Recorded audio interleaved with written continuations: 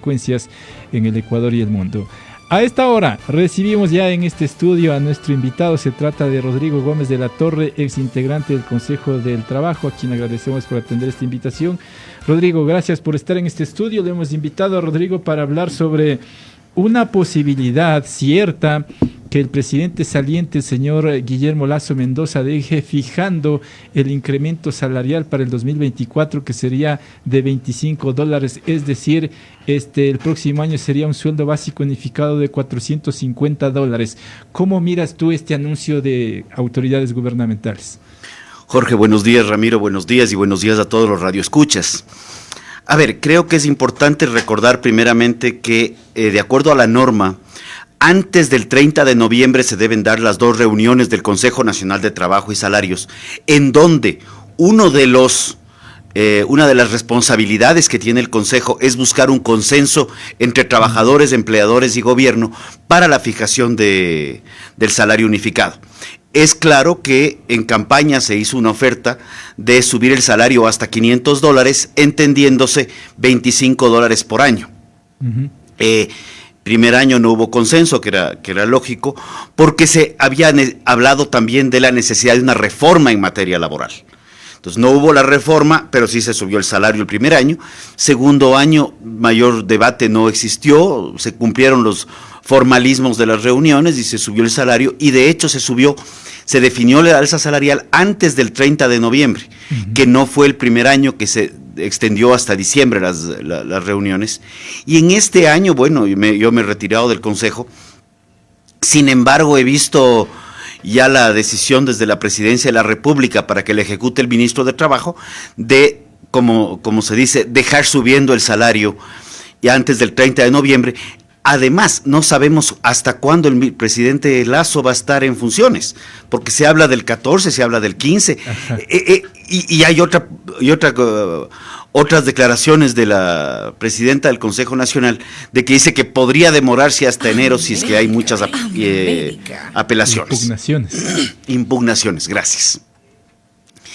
Personalmente creo que hay que meditar mucho. Y quiero llamar al recordatorio de la gente. En la alcaldía de Mauricio Rodas, cuando la tarifa del taxismo pasó de $1 a $1.45, lo que sucedió al final del día fue que los taxistas fueron los más golpeados. Pero ¿cómo puedes decir que están golpeados si es que se les subió de 1 a 1.45 la mínima? La gente dejó de coger taxi. La gente para carreras cortas. De hecho, yo salgo de aquí y estaba viendo que tengo 4 cuadras. ¿Para qué me cojo un taxi salvo que esté lloviendo? Uh-huh. Me las camino y a buen paso rápido. Eso afectó. Tanto es así que hace poco ya se hablaba y se comentaba de regresemos al dolarazo, porque el dólar la gente le era más manejable. Y además que la tarifa de 1.45 quedó para algún acuerdo o alguna ordenanza, porque al final del día se pasó a 1.50. Uh-huh. Pero cuando subes por sobre lo que determina la realidad, terminas afectando al que pretendes beneficiar. En el caso de los empresarios, ¿qué pasaría? En el caso de los empresarios que ya han contratado y que tienen contratada a la gente, nada. Simplemente vamos a cumplir con las obligaciones como lo hemos hecho todos los años. Lo que sucede es que la intención de crecimiento del empleo pleno no se da, y ya lo vivimos. Te doy 3 cifras. Septiembre 2022, 3.077.000 personas con empleo, datos del INEC. Uh-huh. Diciembre, mes de contratación temporal. Resultó que teníamos 3.011.000, 66.000 personas menos. El empleo de diciembre usualmente duraba enero, febrero y se caía para marzo. Ya este último febrero tuvimos una caída de 3.011.000 a 2.800.000 personas. Sí, buscamos qué mes nos conviene más para decir si hemos ganado empleo, pero en términos reales y términos pragmáticos, seguimos muy por debajo de lo que teníamos en la prepandemia. Rodrigo, los dirigentes sindicales permanentemente dicen que el argumento de ustedes era a lo largo de la historia que las empresas quebraban con un incremento en que ustedes no estaban de acuerdo, los empresarios. Ahora tú dices que van a disminuir las fuentes de empleo. No quebrarían empresas, pero disminuiría fuentes de empleo. Hay empresas que se ven apretadas y no se crea más empleo. De hecho, infidencia. Estuve en una radio la semana pasada, micrófonos abiertos. Y a mí me gustan los micrófonos abiertos porque oyes opiniones de todo tipo. Ajá. Y llamó, justamente hablábamos de esto, y llamó un microempresario. No sé si tenía 1 o 5 trabajadores o 6 trabajadores, no sé. Y decía, por favor, un alza salarial de 25 cuando estamos debatiéndonos en ver cómo salir adelante, porque la economía está contraída. Y si no me creen a mí, pregúntenle al SRI, que ya tiene menores recaudaciones. O sea, no es un tema de que el Rodrigo dice qué o el Rodrigo piensa qué. Tenemos una menor recaudación tributaria, tenemos un estancamiento económico producto de la inestabilidad política. Son realidades sobre las cuales no podemos tapar el sol con un dedo. Hoy con las nubes estén ocultándole un poco al sol, podríamos querer hacernos de la vista gorda, pero no hay tal.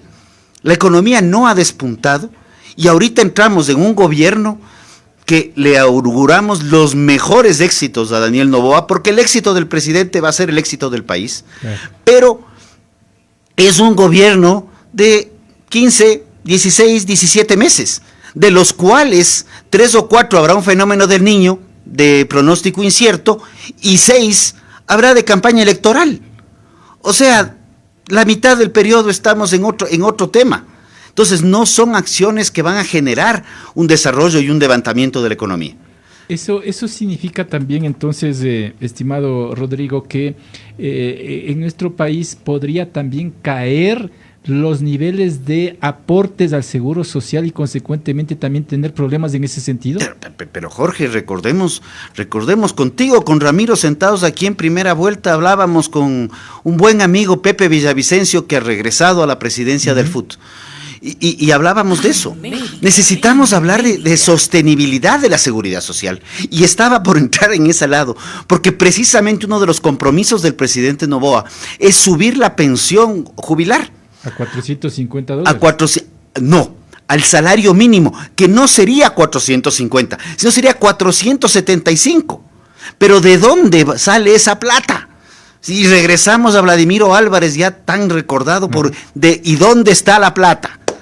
¿Y de dónde sale esa plata? Cuando el seguro al día de hoy está abocado en problemas, si el empleo pleno no crece sustancialmente, no hay de dónde pagar pensiones.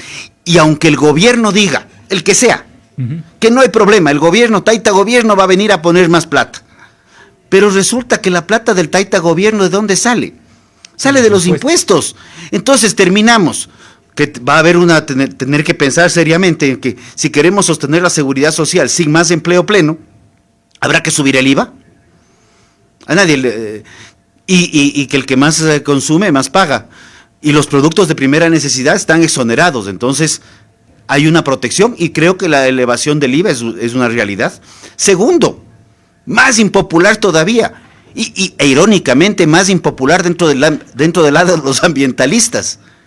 Deberíamos transparentar los costos de los combustibles, a cuenta de que definir claramente y focalizar específicamente el subsidio, mantener el subsidio al gas probablemente, eliminar el subsidio a la gasolina y trasladar el subsidio del diésel al pasajero, que es el que más requiere, porque el transporte pesado, aunque mis amigos del transporte pesado se pongan un poco incómodos, el transporte pesado está bajo libre mercado, eso es oferta y demanda. Entonces ahí se han ajustado las tarifas, que querían imponer una tarifa, es otra historia, pero las tarifas reguladas, buses urbanos, buses interprovinciales, intercantonales y taxis deberían reajustarse, sí, pero ese también es una estructura social. Pero ahora, Rodrigo, el Frente Unitario de Trabajadores habla de $555, porque el INE ha determinado que ese es el valor de la canasta vital. Pero también hemos observado que con cada subida de sueldos, el poder adquisitivo disminuye, ¿no? Y siempre hablamos de que Ecuador está con uno de los sueldos básicos más elevados de la región, pero el poder adquisitivo, y no se ha hecho nada por detener los precios que tenemos en el mercado. A ver, el control de precios es la forma más eficiente de dañar la producción. Porque si tú estás produciendo algo y yo te digo tú no puedes vender a más de este precio y a ti los costos no te dan, tú dejas de producir y te vas a otro lado. Entonces, el control de precios es la mejor forma para destruir la producción. Punto 1. La elevación irresponsable y antitécnica del salario es la forma más eficiente de generar inflación. Y recuerdo las palabras de un trabajador mío. Estoy tratando de acordarme el año, porque esto fue 2000. Fue la primera alza fuerte que tuvimos de salario. Estábamos de salario en 170 y pasó a $200. Y me acuerdo, conversaba con Jaime, se llama, y yo le decía a Jaime, ¿cómo voy a hacer? O sea, estamos bajos de producción y ahora me lanzan una alza de $30, que no son 30, sino es más los sobresueldos y todo el tema adicional. Me dice, vea, señor Rodrigo, yo no sé cómo va a ser usted, pero estoy seguro que nos va a subir. ¿Cómo vamos a hacer nosotros? Les digo, a ver, explícame, porque el que está complicado soy yo, que te voy a subir a ti. No, usted me sube los 30. Cuando yo vaya a la tienda, me suben 35. Esa es la realidad. Y esa es una realidad, no de alguien que salió de una universidad y que no ha visto y que no ha pasado por una tienda en los últimos 6 años, o que está en alguna institución pública y recibe sueldos, sobresueldos y dietas y otras cosas más. Por la inflación, por el crecimiento macroeconómico, económico, que será muy reducido para finales de este año, ¿cuánto debería ser el incremento en tu análisis? El salario debería subirse única y exclusivamente, como determina la ley, entre comas, en función de la inflación proyectada al 2024. $6. De hecho, hemos subido salarios en los últimos 10 años, la gran mayoría, excepción de 1 o 2, largo por sobre la inflación proyectada. Y lo que hemos visto es que en el 2014 teníamos un empleo pleno del 49.6% y en el 2019, previo de pandemia, teníamos ya en el 38.2, me parece. O sea, habíamos caído 10 puntos de empleo pleno. Que el precio del petróleo, en términos reales, el precio del petróleo lo que demuestra es que dependemos de una economía del taitestado y no estamos generando producción, una productividad en una economía real. Estamos viviendo de una economía desde el gobierno central y por eso no podemos seguir dependiendo. Y quiero terminar con esto, Jorge. No podemos seguir dependiendo de la economía del gobierno, porque la economía del gobierno es un círculo vicioso, espiral descendente, porque para que el gobierno invierta nos saca más plata de los impuestos. Y algo que mencionó alguien que me ha encantado, porque le ha dado comidilla a los medios. La presencia del ex vicepresidente Dajic en la reunión con el presidente Lasso y el presidente electo Noboa, lo que ha dado es comidilla a los medios, porque él salió a decir, yo no voy a ser funcionario público, y si alguien me pide consejo, he de dar. Con eso me quedo con tus consejos. Gracias, Rodrigo. Gracias a ustedes. Rodrigo Gómez de la Torre, ex integrante del Consejo del Trabajo, 8:00 a.m, nuestro editorial. América es puntual. Son las 8:00.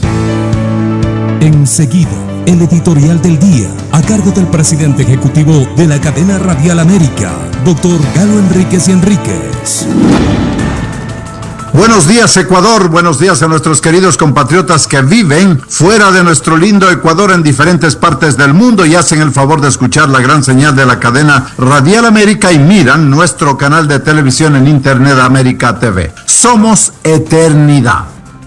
Leer al sacerdote franciscano Leonardo Boff, brasileño de nacimiento, teólogo y profundo investigador de Dios y la creación del universo y el hombre en la búsqueda de sí mismo, nos obliga a reconocer que somos eternos y que simplemente nuestros cuerpos son parte del proceso evolutivo de la humanidad. Tenemos en alguna parte de nuestra psiquis toda la información de los siglos, desde la creación y la formación de este planeta llamado Tierra. A veces en lo cotidiano, lo constante, lo permanente, no nos explicamos ciertas reacciones muy propias de cada persona y no sabemos definirlas. Tenemos en nuestro interior información de siglos y bien guardada que sale a flote en el momento oportuno, en el instinto, y a todo eso lo llamamos Dios, lo que significa que lo llevamos dentro y solamente debemos descubrirlo porque vivimos una eternidad, ahora aquí y tal como somos, mañana quién sabe dónde. Vamos todos en el mismo camino de la búsqueda permanente de ese poder inquieto que resuelve todo y está dentro de nosotros, que somos realmente eternos. Bien dice la Biblia que la vida es un suspiro y claro, un simple paso por los siglos de existencia. Lo cotidiano nos ayuda cada día a encontrar a Dios, solamente mirando todo lo que nos rodea y llevándonos por el mismo inquieto camino de la vida. Vamos todos a un mismo lugar.